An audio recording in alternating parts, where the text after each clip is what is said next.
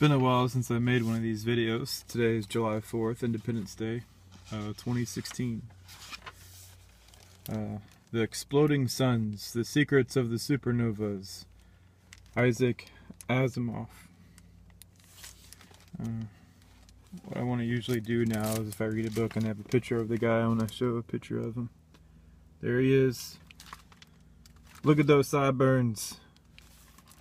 Anyways, this book is another one of those books that was written a while ago. I don't want to date myself like that, but it was copyrighted in 1985 by Nightfall Incorporated.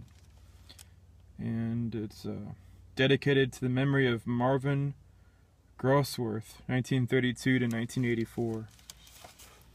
And I was born in 84, so literally I'm holding a book that's as old as I am.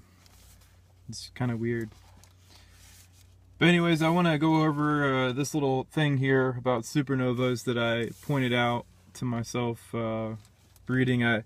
I skimmed through the index because there's no way that I'm going to be able to read 250 pages of it and then find all the ideas. It takes a lot to really get into depth with the book and to find ideas in there. So I just went straight to the chase and went to the supernova part. How do they think that stars form because of these objects?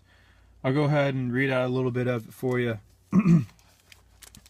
To be sure, as I mentioned earlier in the chapter, a supernova explosion may heat an interstellar cloud and prevent it from condensing. But much depends on how close the supernova is, how dense the cloud is to begin with, and so on. Under some conditions, the heating effect of the supernova predominates, and under others, the compressing effect. In the latter case, star formation is affected. In stellar metamorphosis, supernova, this is becoming more 70% sure thing. A supernova is a birthing event. It's not the death event of anything. Stars don't explode when they die. That's one of the biggest dogmas ever in astronomy. And if you'll notice here, it stuck out like a sore thumb to me, page 189.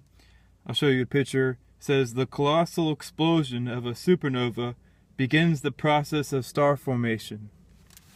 So, if you can see that, there's a, on the top left, there's a supernova and then a big cloud of interstellar matter. And on the bottom right, there's a supernova expanding out and then somehow condensing the cloud to the right. But as any physical theory should go, if you were to have something explode like that, chances are it's only going in, it's omnidirectional from the point of explosion. Which means if it hits something, it isn't going to compress the stars.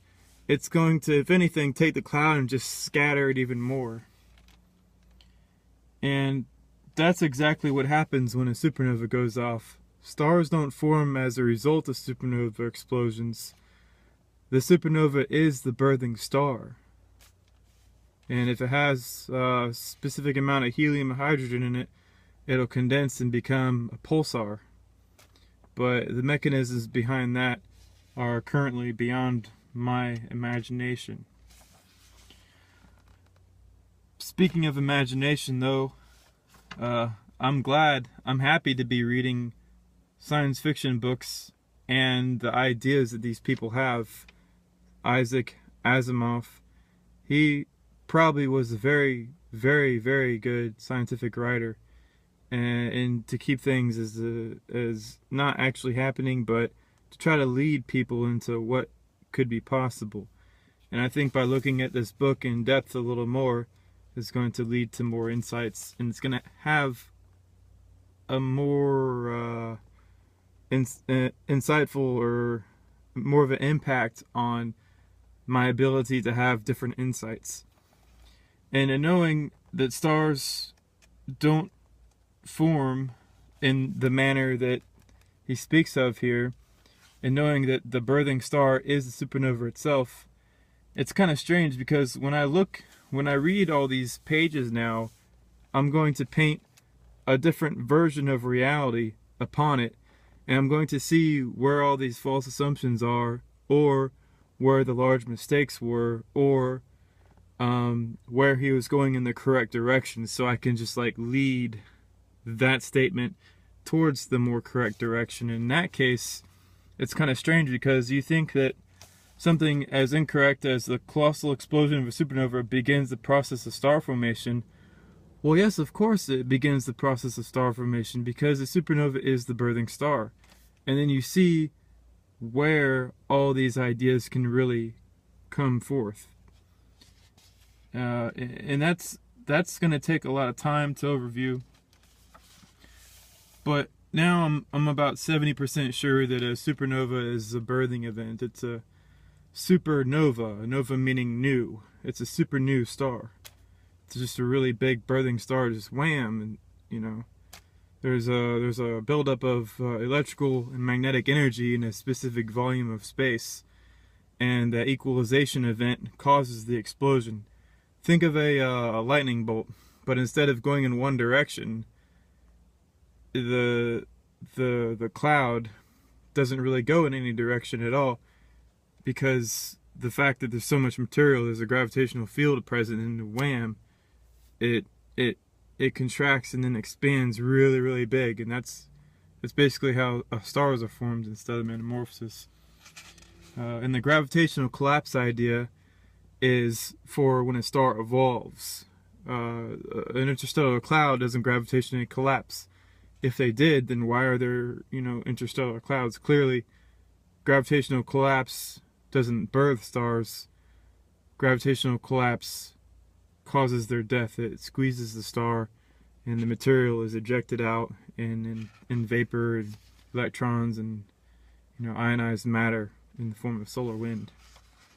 But anyways, there you go. I'll probably make another video concerning this book, 190, Formation of Planets. I'll go ahead and find some issues with that and see where Isaac Asimov's mind was going. And I'll be able to point out things that he's ignored, or whatever. In essence, I think this is more of a generalization book, because in the back it says here, this is his 310th book that he's written. So I guess I have a lot more reading to do. Alright, hopefully this helps my listeners out.